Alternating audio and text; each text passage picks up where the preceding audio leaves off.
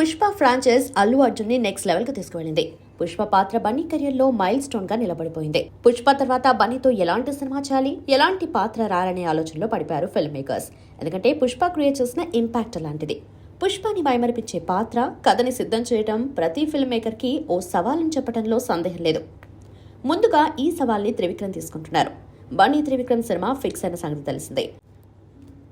వీరిది super hit combination. Julayi, son of Satyamurthy, అలవైకుంఠపురంలో సినిమాలతో అలరించారు. ఈ సినిమాలన్నీ కూడా త్రివిక్రమ్ మార్క్ ఎంటర్టైనర్స్. అయితే ఇప్పుడు త్రివిక్రమ్ ముందున్న సవాల్ తన మార్క్ తో పాటు పుష్ప క్యారెక్టర్ క్రేజ్ ని మ్యాచ్ చేసి సినిమాని డిజైన్ చేయడం. ఈ విషయంలో ఒత్తిడి అంతా త్రివిక్రమ్ పైనే ఉంది. దీనిని దృష్టిలో పెట్టుకుని కాస్త సమయం తీసుకుని ప్రాజెక్ట్ ని డిజైన్ చేసే పనిలో ఉన్నారు.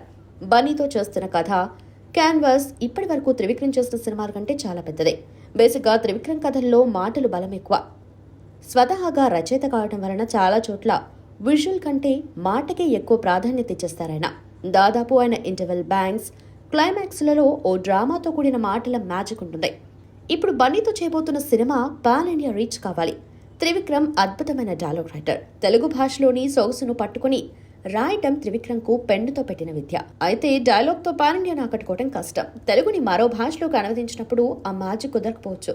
అందుకే ఈ సినిమాను పూర్తిగా విజువల్ ప్రధానంగా డిజైన్ చేస్తున్నారు. అంతేకాదు బన్నీ క్యారెక్టరైజేషన్, గెటప్, భాష, యాస ఇలా అన్నిటిపై ప్రత్యేకంగా దృష్టి పెడుతున్నారు.